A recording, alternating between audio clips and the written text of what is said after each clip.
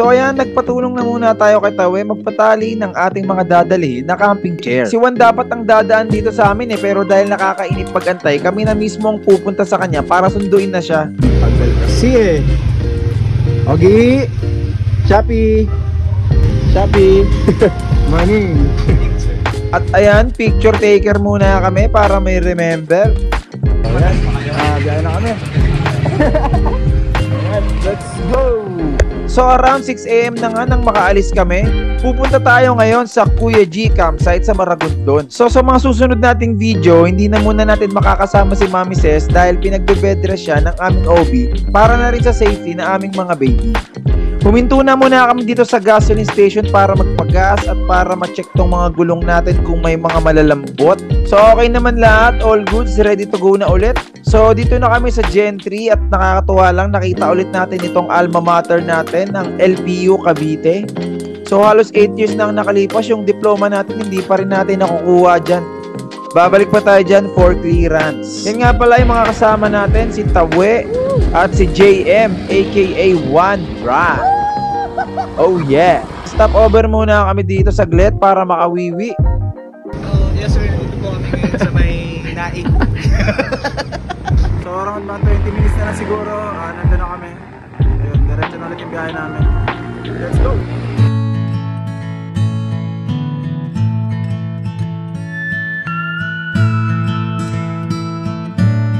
Pagdating namin dito sa Maragondon, bumili na muna kami ng tinapay para dagdag din sa mga food trip natin.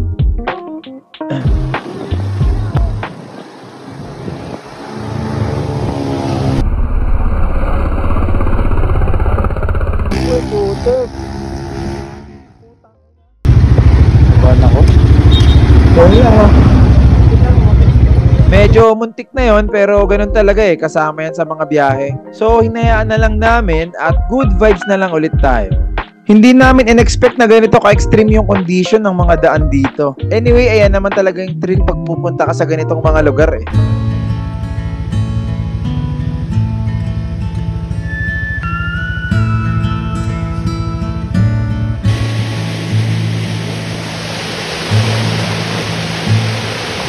Sobrang lapit na namin! Oh, so yun, eto. Yan, part na siya nung pupuntahan namin. Ganda ng ilog ganda ng spot. Tapos dun na banda yung campsite. So yun, tara. Diretso na tayo para makapag-set up na tayo dun. Tapos almusal muna tayo. Let's go!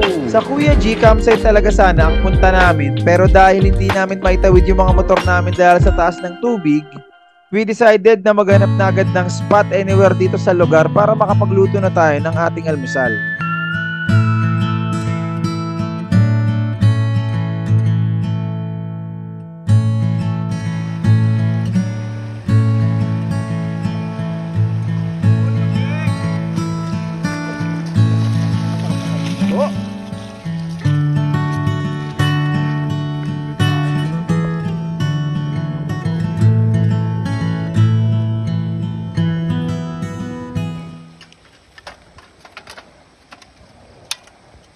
One meat. Pinaplug kahit saan no? Puta na, durog yung itlog. Buti na lang dito ko nilagay pang scramble. Tsara. Yun. Ay, buta rin yung diretso na. Ini-scramble na ng daan ng terrain. Scramble na ng terrain, pre. Dahil bihira lang tayo makachempo ng ganito kagandang umaga, kaya susulitin na natin ang pagpapaaraw. Diyan lang makakakita ng ganyan. Oo, sarap ito. Uy! One bite. One bite, one ride, ha? Pasok pa rin Bye. One meat, one ride. Tsaka sa pagkain, one bite. Grabe! Pantal kayo, please like my page, One Meat. Yun. Like nyo lang, kung gusto nyo order, just PM. Just PM. Yun, so yun, nilipat kami doon. Yun, dyan. Tining. Naku!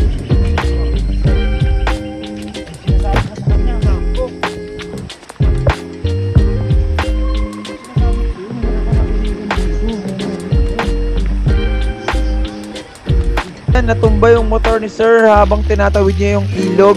Nadaanan kasi niya yung malaking bato kaya na-out of balance siya.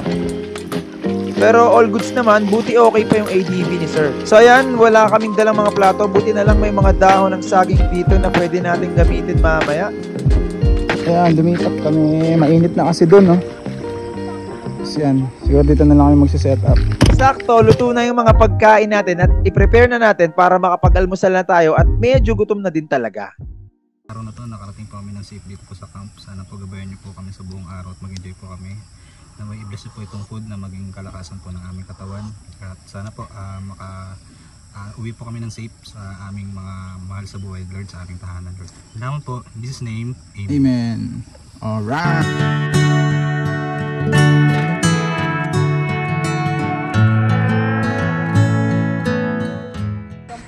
Yo, what up? Nandito na kami. So, ayan, nakakakain na rin kami. Tapos, ayan. So, mamaya baka maligo na kami. Pahinga lang konti. Medyo busog pa. Tapos yun, mga kasama natin. Ayan. Chill-chill lang muna. Kaya, ito, relax-relax muna tayo. Paganda rito. Tignan nyo. Oh. Ang ganda dito. Di mo rin nakakalain may ganito talaga dito sa Cavite pa. Pero mga ganitong lugar pa rin pala. Ayan, diba? Ang ganda dito.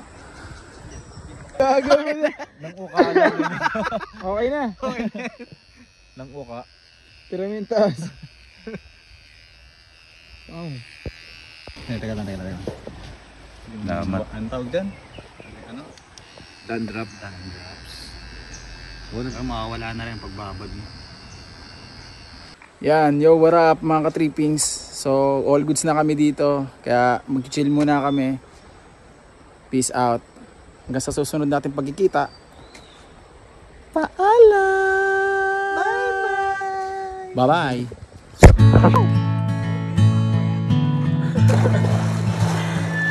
Ay! Ay! Ayan na!